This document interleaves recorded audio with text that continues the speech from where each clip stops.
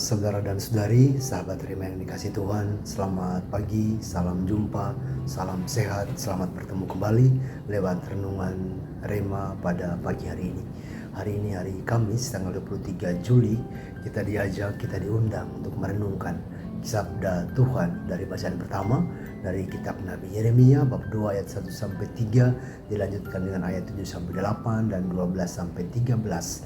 Dan dari bacaan Injil kita merenungkan dari Injil Matius bab 13 ayat 10 sampai dengan 17. Nabi Yeremia dalam bacaan yang pertama sebenarnya menghadirkan sebuah gambaran yang sangat dalam tentang relasi Allah dan kita manusia.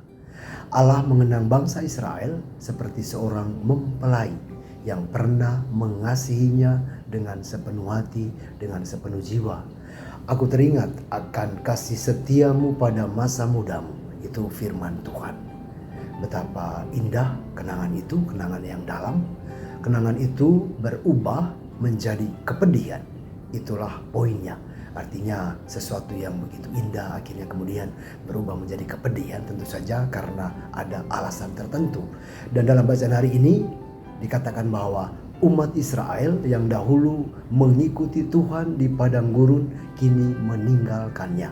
Mereka berpaling kepada ilah-ilah yang lain, kepada dewa-dewa yang lain. Allah menggambarkan dosa mereka dengan sangat tegas. Mereka telah meninggalkan aku, sumber air hidup, dan menggali kolam-kolam yang bocor.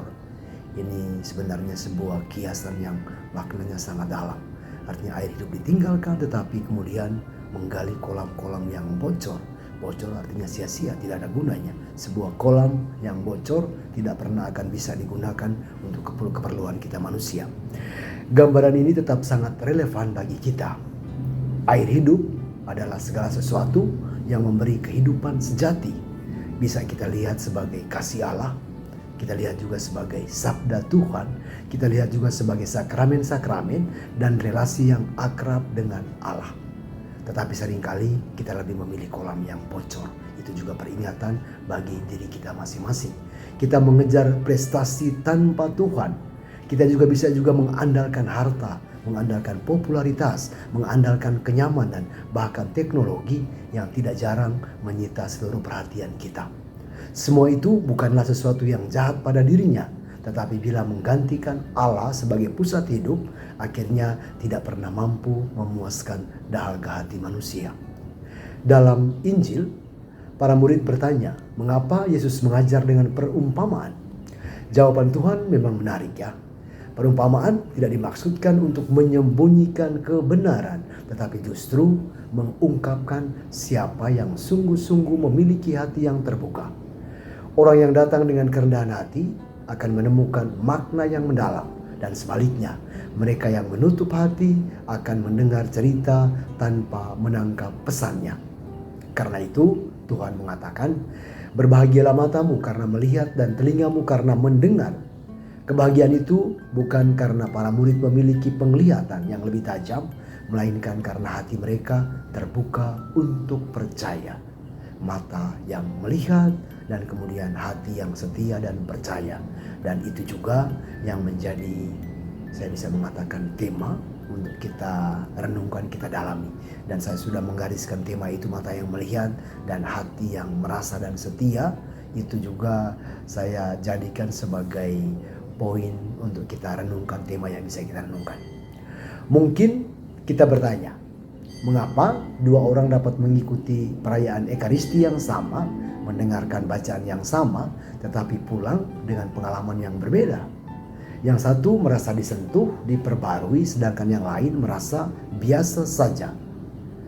Perbedaannya bukan terletak pada sabda Allah yang berbeda, tetapi pada kesiapan hati untuk mendengar. Jadi ini kuncinya ada di sini. Perbedaannya tidak terletak pada sabda yang berbeda, tetapi jelas kesiapan hati, disposisi batin yang berbeda, batin yang terbuka atau tidak terbuka untuk mendengar. Hari ini Tuhan mengajak kita untuk memeriksa diri kita, hati batin kita masing-masing.